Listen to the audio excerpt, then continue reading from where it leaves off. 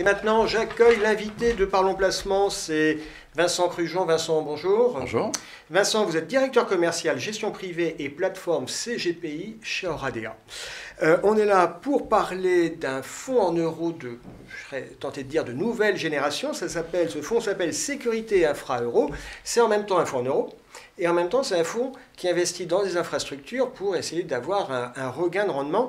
C'est un peu le meilleur des deux mondes, non ? Tout à fait. Maintenir la garantie en capital net, puisque ça c'est un élément important aujourd'hui dans un contexte compliqué, vous le savez très bien. Oui. Et puis d'aller chercher des placements et des actifs capables de donner sur la durée de la rentabilité. Et de préférence supérieure à celle qu'on observe par ailleurs sur les fonds en euros. Alors c'est vrai, on le rappelle, depuis 10 ans, le rendement du fonds en euros d'année en année ne cesse de baisser. Donc là, on essaye de doper un peu la performance. Les infrastructures, c'est souvent du non-coté. C'est pas coté en bourse. Ça veut dire que, comme disent les professionnels, il y a un problème de liquidité. C'est-à-dire que quand on veut le vendre, on ne va pas réussir à vendre des infrastructures du jour au lendemain. C'est un peu un souci, non ? Alors, ce n'en est pas un dans la mesure où nous l'avons intégré dans un fonds en euros, puisque le fonds en euros, la liquidité est assurée par l'assureur. Donc le risque est pour vous. Le risque de liquidité, c'est pour vous. C'est l'assureur qui le porte D'accord. sur ses garanties, effectivement, et sa marge de solvabilité.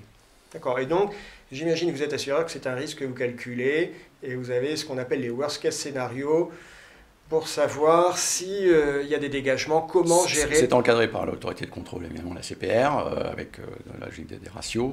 Donc, de toute façon, c'est suivi et c'est déjà intégré aujourd'hui dans l'actif général de la compagnie Sogecap, dont a fait partie Oradea, du groupe Société Générale, qui gère à peu près 90 milliards d'actifs en euros, dont à peu près 1 milliard en infrastructure. Donc il y a une expertise déjà présente, ce qui nous permet d'être confort sur ce lancement de nouveaux contrats.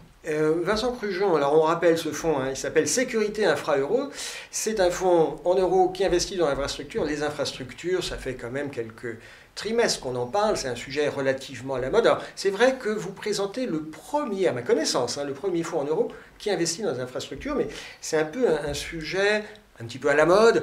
Est-ce que vous n'avez pas succombé à la mode des infrastructures? Et puis, question un petit peu plus rentre-dedans, quelle est à vous votre légitimité? Alors, pas vous, Vincent Crujon, mais à Oradea, quelle est la légitimité d'Oradea sur cette classe d'actifs des infrastructures?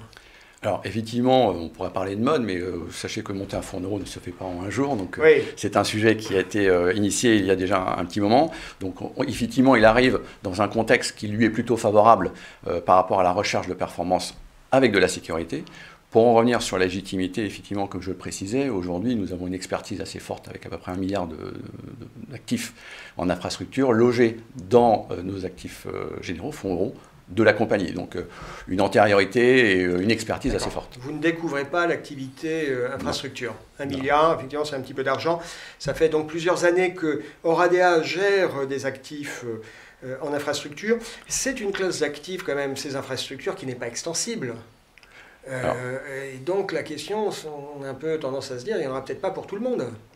Alors écoutez, on sera ravis de voir arrêter si on avait un afflux de souscription. Un afflux de souscripteurs, ce qu'on souhaite bien évidemment.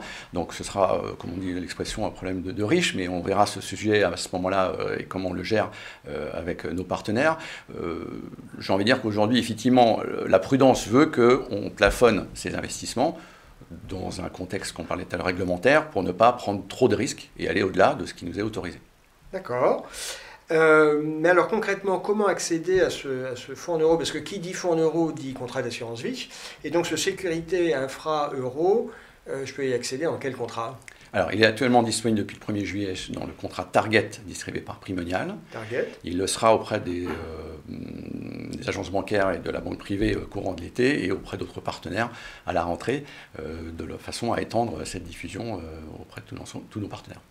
Et je crois qu'il y a quand même, peut-être pas des contraintes, mais certaines limitations aux capacités de souscription des particuliers, parce qu'on disait, cette classe d'actifs des infrastructures, c'est pas indéfiniment extensible, et donc si moi je suis dans le contrat, si j'ai un contrat à Target, je peux pas mettre 100% de mon capital sur ce fonds de sécurité infra-euro. Alors effectivement, nous avons pris le parti de limiter la part de l'actif ou du versement du contrat à 30%.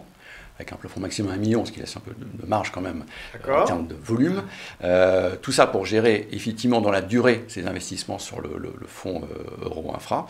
Donc 30% d'Euro Infra Et on peut compléter par l'actif général ou le fonds euro target, par exemple, qui est dans le contrat target, pour aller jusqu'à, par exemple, 50% de fonds en euros. Ok, donc jusqu'à 1 million, vous acceptez mon argent sur ce fonds sécurité infra. Avec plaisir. Bon, écoutez, ça me rassure, j'étais inquiet pour les vacances. On a l'impression que quand même une des tendances, c'est de chercher des solutions pour avoir des fonds en euros qui soient plus rémunérateurs. On l'a dit depuis 10 ans, le rendement ne cesse de baisser d'année en année. Et puis aussi pour avoir des solutions qui soient décorrélantes, qui échappent un peu aux grands mouvements auxquels on assiste sur les actions, les obligations. Et c'est vrai que chez Oradea, vous êtes plutôt créatif, vous lancez régulièrement des produits plutôt astucieux. On sent qu'il y a besoin de solutions alternatives sur le marché. Il faut rassurer les épargnants, on l'a vu avec la crise récente, donc le fonds en euros reste aujourd'hui quand même le meilleur véhicule en termes de garantie et de performance, même si elle baisse sur les actifs généraux. Et il faut pouvoir aussi être inventif sur la partie diversification. On parlait tout à l'heure de décorrélation, donc on parlait d'infrastructure, on parlait du fonds euro Target qui est également disponible dans le contrat, qui est un fonds euro qui investit sur les marchés financiers, toujours en garantie de capital. Et puis on a lancé aussi des solutions en private equity. Dans le contrat d'assurance. Le private equity, on le rappelle, c'est le non coté. Quand on investit dans des actions, soit elles sont cotées en bourse, soit elles ne sont pas cotées en bourse. Et le non coté, c'est le fameux private equity. Voilà, il y a de très belles sociétés françaises qui, effectivement, n'ont pas pris le parti d'être sur les marchés financiers et d'être détenues par leurs fondateurs ou par leurs actionnaires.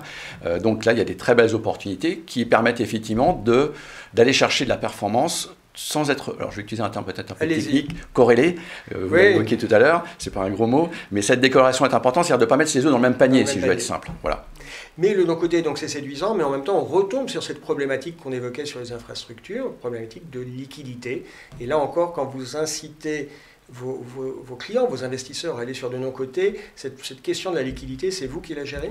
Alors, sur ces classes d'actifs, effectivement, nous donnons une limite d'investissement dans le contrat ou au global dans la solution qui est proposée dans le contrat, de façon effectivement à pouvoir assurer cette liquidité qui est permanente. Et ça, c'est un point important pour nous, Oradea Sogecap, c'est que les clients ne doivent pas être confrontés à ce problème de liquidité. Donc, il faut faire tout ce qu'on peut. C'est votre job. Pour les tranquilliser sur cette... Votre mandat, c'est de gérer la liquidité. Celle des équipes du groupe, mais pour que cette problématique ne se pose, du moins se pose le moins possible.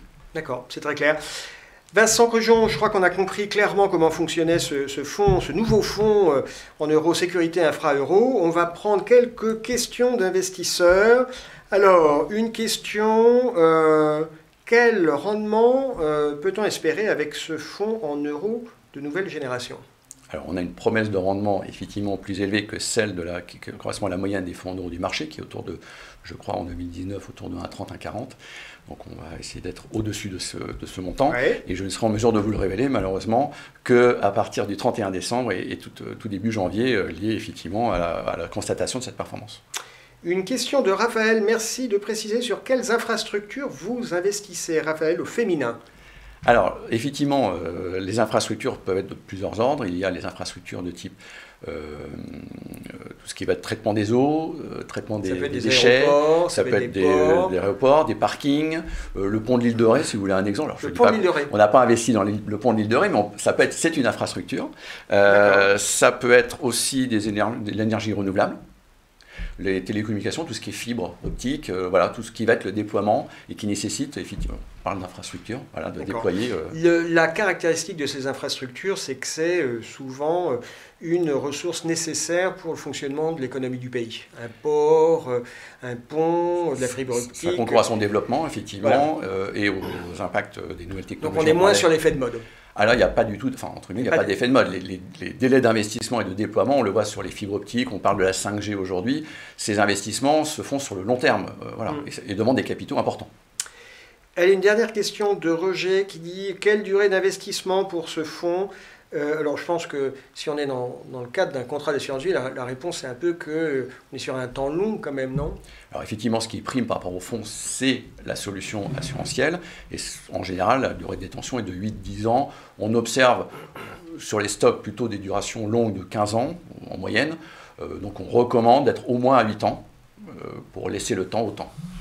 Vincent Crejon, c'était très clair. Je vous remercie. Je vous souhaite d'excellentes vacances et on va bientôt passer au focus Prime Alliance. Merci beaucoup. À bientôt.